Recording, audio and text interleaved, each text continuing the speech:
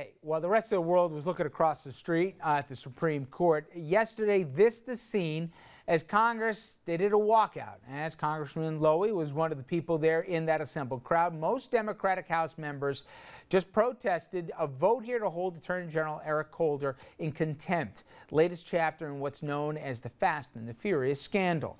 All right, and while that vote made history in a move Republicans no doubt hope it's going to make, certainly for political headaches this fall, there is more to the story than maybe you've heard to this point, as well as a growing feeling that no one involved, including Eric Holder, his self-appointed prosecutor, will come out of Fast and the Furious looking any better for it. And Andrew, break it down for us, because it seemingly every day there's a new twist to this story and a new either denial or, you know, something else. Well, let's start with what happened in Congress yesterday, Rich. On one side, there's a Republican congressman who says Holder is refusing to cooperate with his investigation. On the other side, a somewhat ill-advised criminal investigation and lots of questions about the real motivation behind all this noise. I made mistakes.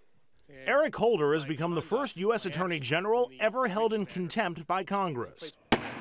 Thursday's vote was almost entirely along party lines, with each side putting their own spin on the undercover government operation at the center of the scandal. Fast and Furious has moved to slow and tedious. We have got to have those documents to be able to finish up this investigation. You know, this should be labeled fast and foolish, or maybe fast and fake. Dozens of Democrats stormed out in protest. The Attorney General called the House vote unnecessary and unwarranted. Today's vote may make for good political theater in the minds of some, but it is at base both a crass effort and a grave disservice to the American people. A week ago, President Obama asserted executive privilege for the first time to shield Justice Department documents dealing with Fast and Furious, in which criminals were allowed to buy guns so government agents could trace them to Mexican drug cartels. The government ended up losing track of hundreds of weapons, which started showing up at crime scenes, including the site where U.S. border agent Brian Terry was murdered in December of 2010. Officer Terry's dead. Officer Terry died because weapons were allowed to walk from the United States under the nose of ATF and under the nose of the Attorney General's office.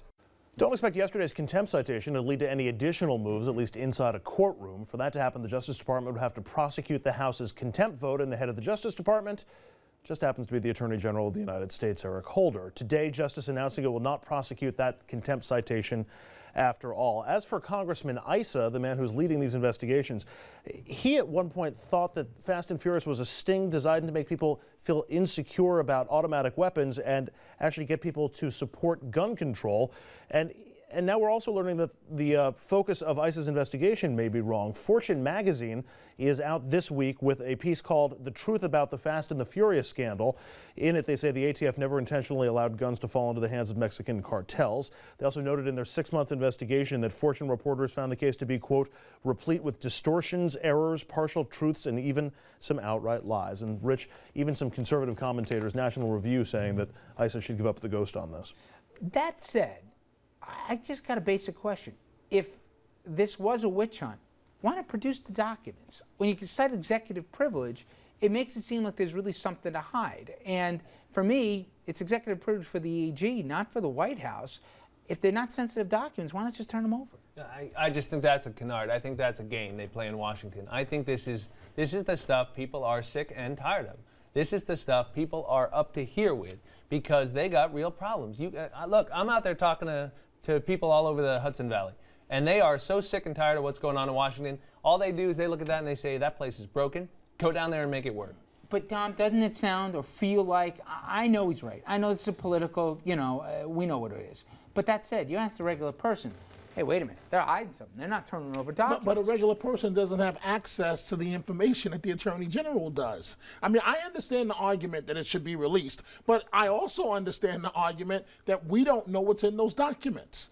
And maybe it's a national security risk. I don't know. Them cite the reason they didn't release it was because of security risks, or that the privacy of the information would have put agents at risk. I'm also, from a political standpoint, I mean, I'm reminded of Whitewater throughout all this. You remember that was a land deal in Arkansas that was initially in that very small scope, and then all of a sudden, more papers, more documents, and all of a sudden we get, Monica Lewinsky out of the whole thing. So you cast a wide enough net, and to me, that's a little bit of what it feels like ICE is up to.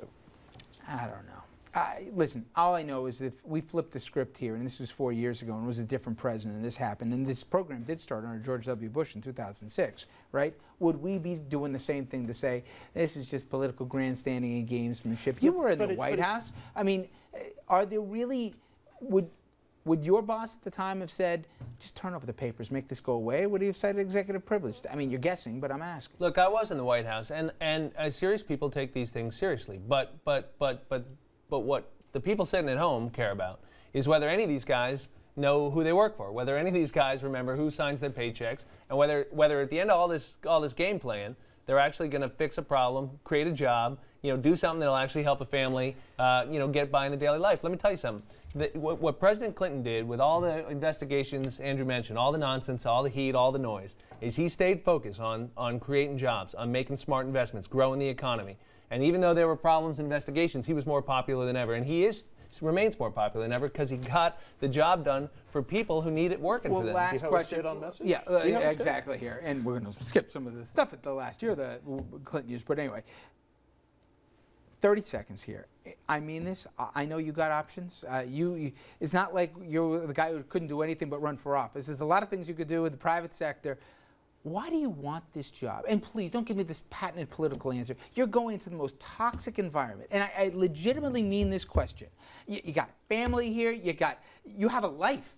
Why would you go to a place where you see the scenes like yesterday, where you have to have walkouts because nobody can agree on whether it's rainy or sunny outside? I mean, listen, I hear that question a lot. And let me tell you something. It's almost like people forget what we've built here in this country. I mean, if you know anything about American history, if you care at all about what's happened in this country, and you look at what our parents and our grandparents did, if you look at the way they saved the world from fascist tyranny, if you look at the way they came back, ended the system of apartheid we had in this country, included women, included people of color, expanded the circle of opportunity, grew the middle class, ended senior poverty. I mean, the achievements that our parents and our grandparents accomplished, went to the moon, created this worldwide information network.